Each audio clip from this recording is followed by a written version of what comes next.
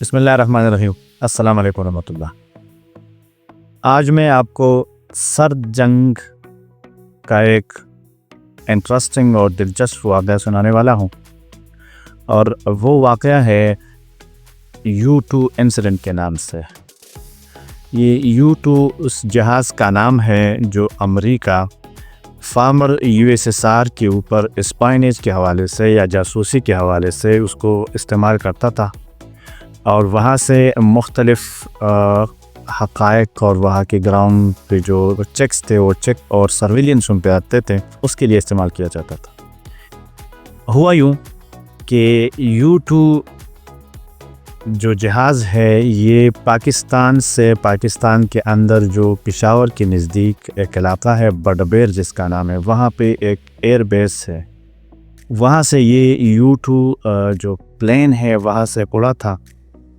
اور یہ واقع ہوا 1 مئی 1960 کو۔ یہ جہاز یہاں سے سیدھا گیا تھا USSR یعنی روس میں، اور وہاں پہ جو ہے نا وہ اپنا وہ سرویلنس اور اسپائنیج کا کام وہ اس نے شروع کیا تھا، لیکن بدقسمتی سے جو USSR کے اتھارٹیز ہیں انہوں نے اس جہاز کو پکڑا، اور یہ ایک ڈرون ٹائپ کا جہاز تھا۔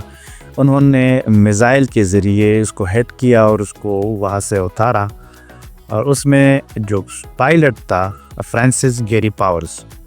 وہ زندہ اس سے اتارا گیا اور اس کو کیپچر کیا گیا۔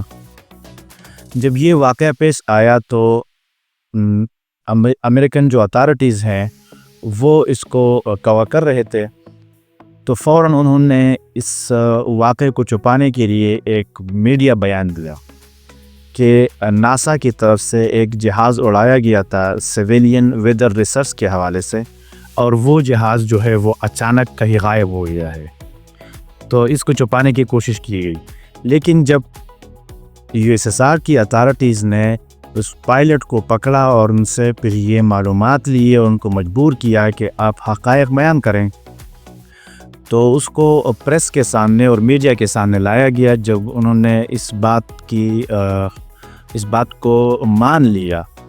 کہ میں واقعی امریکن ہوں، میں اسی U2 جو پلین ہے اس کو اڑاتا تھا اسپائنیج کے غرض سے اور USSR کے اوپر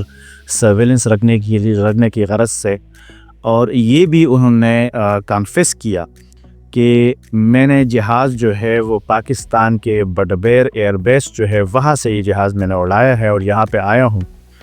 تو یہاں سے ٹینشنز کریٹ ہو گئی۔ ٹینشنز یہ کہ جنگ تو سرد جنگ ہے امریکہ اور USSR کے درمیان، لیکن اس درمیان میں پاکستان کی طرف سے آیا۔ پاکستان کا اس میں کیا کام ہے؟ تو اس کی بنیاد اور اس کا جو بیک گراؤنڈ ہے وہ یہ ہے کہ جولائی 1958 میں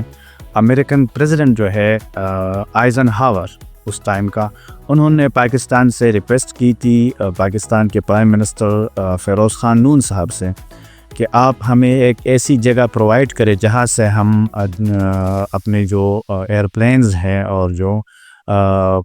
اسپائنگ پلینز ہیں اس کو ہم اڑا سکیں اور سرویلنس رکھ سکیں USSR کے اوپر۔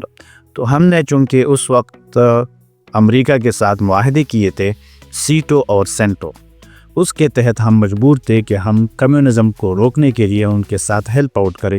تو لہٰذا ہم نے ان کو یہاں پہ ہوائی اڈے دیے اور ان کو یہ سپورٹ پرووائڈ کیا۔ روس کو یہ شکایت تھی کہ ہماری طرف سے تو ہم نے پاکستان کو کوئی نہ تو نقصان پہنچایا ہے اور نہ نقصان پہنچانے کی کوشش کرتے ہیں، لہٰذا پاکستان اپنا جو ایئر سپیس ہے اور یا جو وہاں کی جو باؤنڈریز ہے ان کو ہمارے خلاف کیوں استعمال کرتا ہے۔ جب بات آئی پاکستان کے اوپر تو تب ایوب خان جو ہے وہ فیلڈ مارشل وہ یہاں پہ پریزیڈنٹ تھے، انہوں نے اسٹریٹ اوے اس کو ریجیکٹ کر دیا کہ یہ پاکستان سے نہیں گیا، اور پاکستان کی جو ایئر سپیس ہے یا جو پاکستان کی جو لینڈ ہے اس کو ہم نے کسی کے خلاف استعمال نہیں کیا۔ اس وقت پھر امریکہ کے پریزیڈنٹ جو تھے وہ جان ایف کینیڈی تھے، انہوں نے بھی اس کو ریجیکٹ کیا تھا کہ یہ پلین جو ہے یہ صرف ریسرچ کے لیے ہم نے استعمال کیا ہے، ناسا کا پلین ہے، لیکن یہ ہے کہ ہم نے سرویلنس کے لیے اس کو استعمال نہیں کیا۔ خیر بات چھپانے کی نہیں تھی، لیکن یہ ہے کہ اس وجہ سے پاکستان اور یو ایس اے کو دونوں کو ہیومیلیشن کا سامنا کرنا پڑا۔ اس کے بعد جو پیرس میں ایک سمٹ ہو رہی تھی اس پہ بھی بہت زیادہ اثرات پڑے،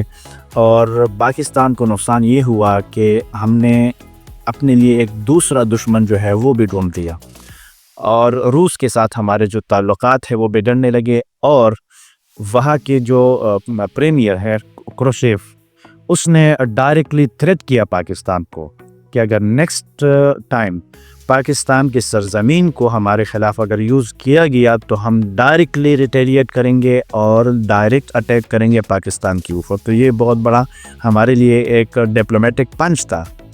اور ہمیں بہت بڑا تھریٹ حاصل ہوا۔ لیکن یہ ہے کہ پاکستان کو فائدہ یہ ہوا کہ پاکستان کے جو پریزیڈنٹ ہے اس ٹائم کے ایوب خان صاحب، اس نے پھر اپنے جو مشیر ہیں ان سے مشورہ کر کے پھر اپنے پالیسی میں تبدیلیاں لانا شروع کیے، اور ہم روس کی طرف بھی اپنی جو دوستی کے ہاتھ ہے وہ بڑھانا شروع کر دیے ہم نے۔ اس کے اثرات یہ تھے کہ روس نے پھر ہمارے خلاف انڈیا کو سپورٹ کرنا شروع کیا تھا، اور ان کے ساتھ جو اسٹریٹجک ٹریٹیز ہے وہ سائن کرنے شروع کیے، اور پاکستان کو تنگ کرنے کے لیے ان کو ملٹری سپورٹ بھی دینا شروع کیا تھا۔ تو یہ ایک انسیڈنٹ جو ہے U2 پلین، اس نے ہمیں بہت زیادہ سبق بھی سکھایا تھا، اور ایک لحاظ سے اگر ہم اکیڈمیکلی اس کو دیکھ لیں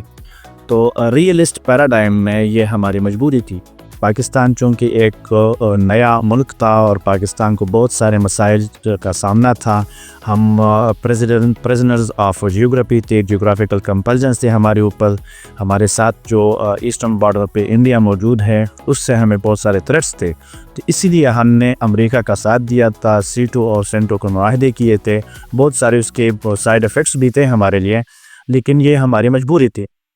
تو یہ ایک واقعہ تھا جو میں آپ کے ساتھ شیئر کرنا چاہ رہا تھا، جو کولڈ وار ہے یا سرد جنگ فارمر USSR اور USA کے درمیان جو یہ جنگ ہوئی تھی،